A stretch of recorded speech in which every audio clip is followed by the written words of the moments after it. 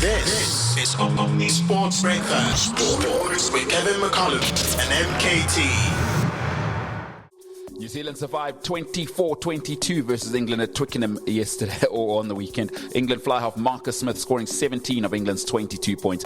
The moment of the game, though, was when George Ford missed a very makeable penalty in the 78th minute and a drop goal from in front in the 81st minute. It's a brutal test match. It was a proper test match right until the end. Former Springbok lock Flip van der Merwe and Biarritz President currently, of course, joins us. Flip, let's get straight into it. Where was the game won and lost, in your opinion?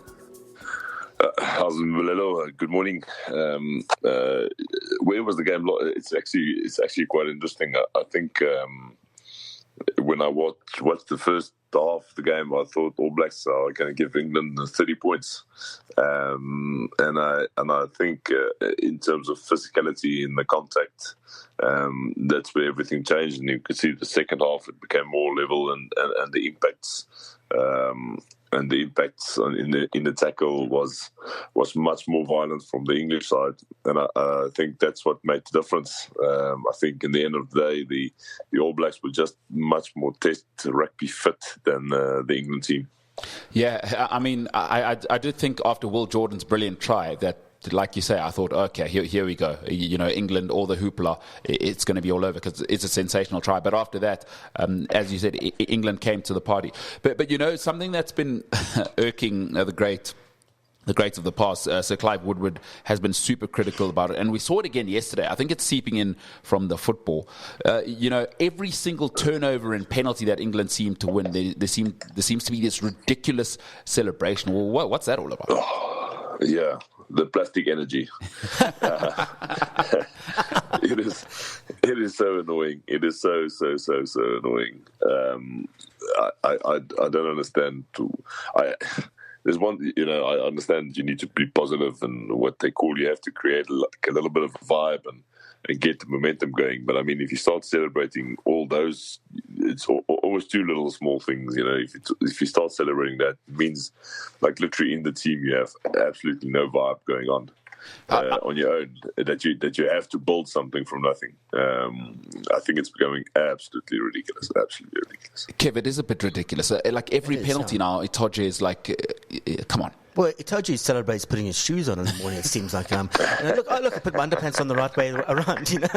It is ridiculous. So you've got to celebrate Marcus Smith when he's not pushing his hands to his freaking hair, is jumping up and down and celebrating a step, you know. It's ludicrous, it's ridiculous. I think props, they show the way to celebrate. If you blick someone in the scrum, you just stand up and you just look at them going, how's it? And you just walk away. Yeah. And especially with the sort of English rugby culture, you know, here, I think rugby in South Africa more and more is becoming a game of the people. Like, it's still very hoity-toity in, you know, private school boys club in England. Those Toffingtons don't enjoy what Itoje and them are doing. And largely, that's your customer base up north. So, I mean, it's ridiculous. You've got a turnover. What's the guy's name, the blindsider? Cunningham, the guy with the dreads. What are we doing? What a tool. I think I'll say that now. Yeah, you can. I think we've had enough of him. No, it's. I don't get it. I don't get that why they have to. If they find it intimidating, I mean, I don't know who they're intimidating.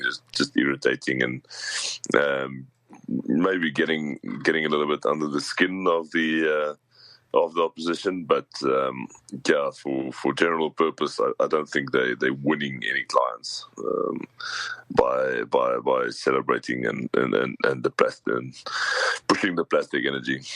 The other thing about England yesterday was, you know, being an international captain in any sport used to mean something, but Mauro Itoje, Bernal, Elias Genge, and then George Ford were all listed as vice captains for England this weekend. So, I mean, we've heard of leadership sort of structures in teams, but why do you need 4 vice captains? Just have your captain and vice captain. I don't even know why you need a vice captain, to be honest with you. Yeah, I think it's a little the medal for participation. It is It is very weird to have all those vice captains. Just to have a captain and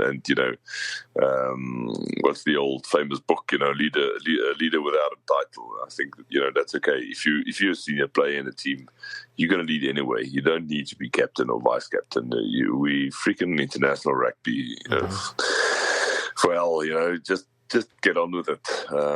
Stop calling everyone a vice captain. That's so stupid. Who's it for? My thing is, who's it for? Like, if the guys inside know who the leadership are, why do you need to name 4 vice captains? Is this in case, like, the aliens come and grab 2 of the guys the ref knows who to talk to? Why do you need a vice captain on the bench? So are you captain of the bench? What is the exactly? I don't know. Yeah, I've absolutely no idea. If everyone gets injured, so the ref has a clear line of communicate. I don't know. I have no idea why they do that. Yeah, I did find that very, very confusing. Flip van der Merwe, Springbok, a former Springbok lock and Biarritz President, joining us discussing the England against New Zealand test match. The All Blacks themselves were quite disjointed. They're 11 test matches into the Scott Robertson era. And I was reading some of the New Zealand papers, listening to the breakdown, is nobody seems to be happy. But guys, you won and you're 11 test matches into a new era. Yeah. As I said before, I think the big difference came in that loss against Argentina. I think everything would have been smooth if it wasn't for that one. And so far so good. He's coming up against Friday, short turnaround, coming up against Ireland. That will be a hell of a test. They'll have to pull up the socks this weekend. But I think the general public needs to have more patience. Needs to have more patience with Scott Robertson. We saw the young talent that is bleeding, that is finding out of nowhere. He definitely has an idea. You can see the guy stressing up. He's up and down in the coaching box. Yeah. First coach to take notes on a computer, I must add. I haven't seen that before.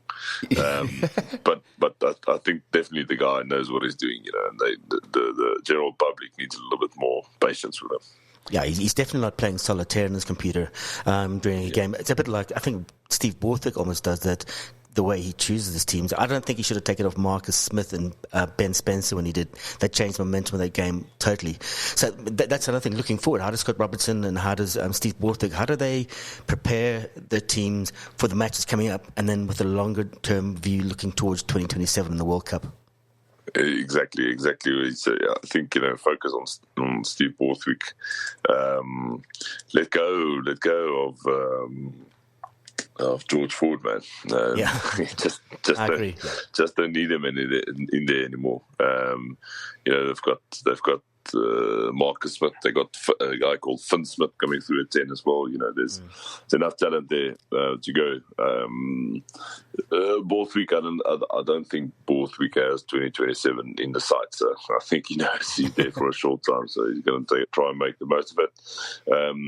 New Zealand's an interesting one. We know they are missing Super Rugby. They've been quite mediatized saying that, all the players. How do you bleed and how do you keep the talent pool big enough to have a quality squad? Are the Biarritz, are they going to make it till 2027, or are they looking? We've got one going to Leinster already. Are the other ones, are they looking to Japan, or what are they going to do? How do you keep the people interested in the squad, and how do you keep the talent pool funding in? I think that's going to be New Zealand's biggest struggle. Make rugby sexy again over there.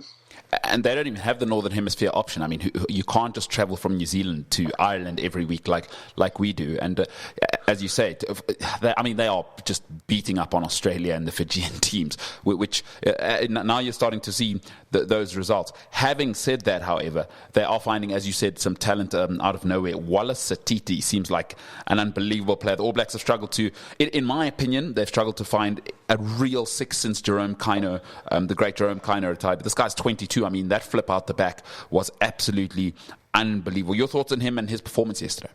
Yeah, what a player! They used to, I remember the days when I used to play Super Rugby. That was the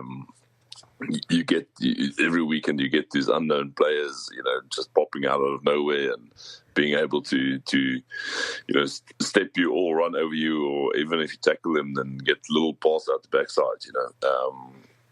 It is a real good play. I think just we have to have a little patience as well, and we're not gonna class him as a Jerome kind of just yet. Maybe go through a couple of tests, but definitely a very bright future. Very bright future, and I think he's gonna definitely hurt us still in the future to come. 22 years old, absolutely incredible. Okay, well let's bring it to the home front. Of course, you are president of Biarritz, trying to rebuild the Basque country and their rugby, the great rugby culture down there. 43-13 against Merwe on the weekend to go tied top of the league on 23 points, I think it is. Some statement from the boys. What pleased you most about the performance? Yeah, well. Just to put it in context, Never is bottom of the log.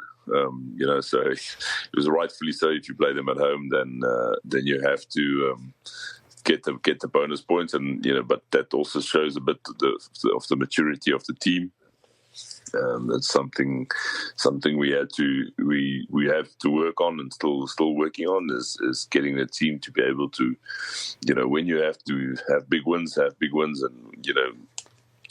not lose the close games or be silly and just think because you're playing against a weaker side you can just throw the ball around and not be structured. So that's actually a good thing taken out of this weekend. It's going well. It's going well for Biarritz at the moment, and hopefully we can keep on performing. Is there no way for you to just get the Grey Bloom 15 to just come and play as your first team? I mean, they'd probably be too good and promotion at the end of the year. But things are going well there. I mean, obviously the management team seems to be coming together, and I think the Basque country will love you guys for just putting the passion back in their rugby team, because it's a great historic rugby club.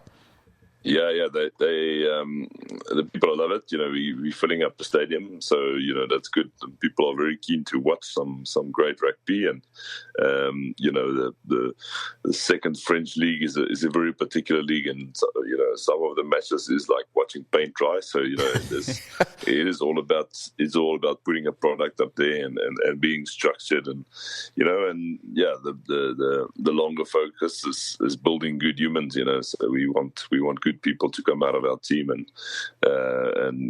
for rugby it is important that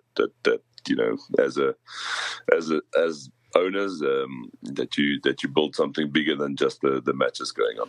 Well, I mean, from everything I've been seeing on social media, I'm really hoping before 2024, or at least in 2025, I'd love to get up there and get to watch a game live, because the vibes look incredible. Former Springbok lock Flip van der Merwe, president of Biarritz as well, doing his thing. They've just won 43-14 on the weekend against Merwe to go tied top of the league. There's a three-way race at the top of the league race there. Flip van der Merwe, thanks so much this morning, bro. Cheers, guys. Keep well. Have a good day. Cheers, man. All right. The Arsenal were gunned down. The Cherries picked off the Citizens. Is it a two-horse race now? We'll talk to Arsenal aficionado. She is in Casablanca at the moment, enjoying some of the football there. I mean, she is everywhere. Chisom Mbonu coming up in 60 seconds. Listen live and on demand. Welcome to Omni Sport.